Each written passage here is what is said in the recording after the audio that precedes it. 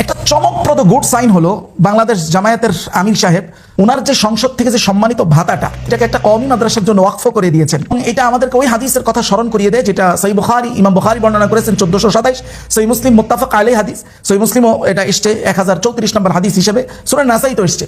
রাসূলুল্লাহ বলেন আফদালুস সাদাকা মা কানা আন যাহরি গিনান, সর্বোত্তম সাদাকা হলো ওইটা যেটা আপনি নিজের সম্পদ থেকে ব্যয় করবেন। এরপরে রাসূল বলেন আল ইয়াদুল উলিয়া খায়রুম মিন ইয়াদিস সুফলা, উপরের হাত অনেক উত্তম নিচের হাত থেকে। উপরের হাত হলো ইয়াদুল মুনফিকা, মানে যে হাত খরচ করে, আর নিচের হাত হলো আল ইয়াদু আসসাইলা, যে হাত হলো চায়। তো এর অর্থ আবার এই না যে নিচের হাত মানে যারা দানটা গ্রহণ করে তারা অসম্মানিত, হাদিসের অর্থটা এটা নয়।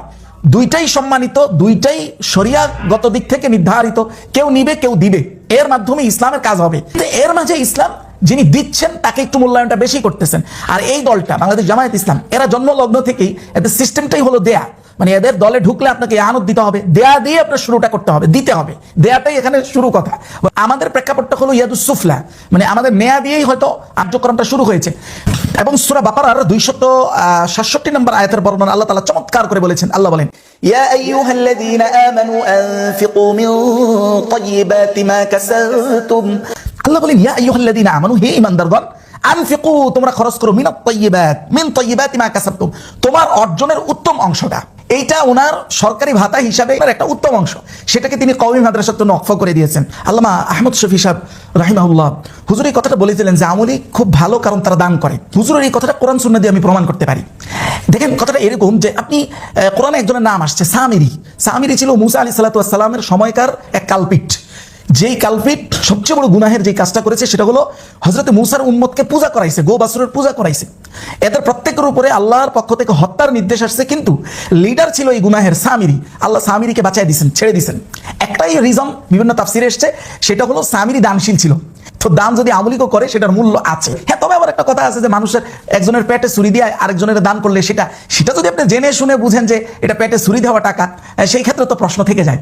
কিন্তু এই দান জামায়াত ইসলাম করলে কিন্তু সেই মূল্যটা বাস্তবে আপনি পাবেন না। একজন আমাকে এই থ্রোতে একটা প্রশ্নও করেছে যে বলতেছে যে ভাই আপনি তো কাজ করতেছেন, আপনার কাজগুলো একটা দলের পক্ষে যাচ্ছে, এক সময় তো তারা আপনাকে ছুঁড়ে ফেলে দিবে। তো আমি এই প্রশ্নের উত্তরে যেটা বললাম যে ভাই এই দলটা যে মাজলুম, মানে সিয়াসাতান ওয়া ইলমান ওয়া আকিদাতান, প্রত্যেকটা দিক থেকে প্রোপাগান্ডা শিকার, এটা আপনি মানেননি। ওই ভাই আবার গোরা মানুষ না, মানে চিন্তাশীল মানুষ। সে বলল যে হ্যাঁ এইটা তো সঠিক। তো এটা যদি সঠিক হয়, ইসলাম আমাকে দায়িত্ব দেয়, একজন ইহুদিও যদি অপবাদের শিকার হয় সেই অপবাদ তুলে দেওয়া ইহুদির পক্ষ থেকে না, ইসলামের পক্ষ থেকে আমার দায়িত্ব।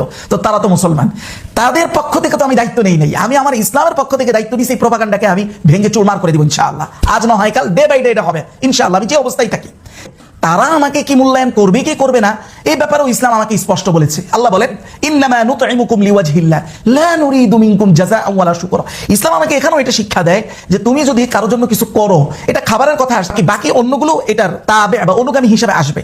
যে আপনি যার জন্যই কিছু করেন না কেন, এটার চিন্তা থাকবে লা নুরিদু মিনকুম জাযা, তোমার থেকে কোনো জাযা প্রতিদানও চাই না, শুকরিয়াও চাই না, তুমি আমাকে স্মরণ রাখো এটাও চাই না।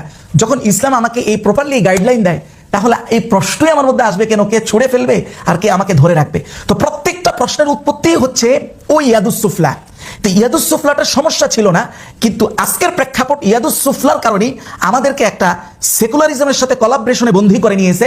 যেই কোলাবরেশন সেকুলাররা যেইভাবে ইসলামটাকে দেখতে চায়, ম্যাক্সিমাম আমরা জনগণকে ইসলামটাকে ওইভাবেই প্রেজেন্ট করি। এই জন্য এই ইসলাম আমার কিছু রুটি রুজির ব্যবস্থা করলেও সেকুলারদের জন্য তেমন থ্রেড হয় না, এটা সেকুলারদের অনেক ক্ষেত্রে অনুকূলেই হয়। আল্লাহ আমাদেরকে হেফাজত করুক, সমস্ত সিন্ডিকেটের রশি ছিঁড়ে ঐক্যের রশিতে আবদ্ধ হওয়ার তৌফিক দান করুন।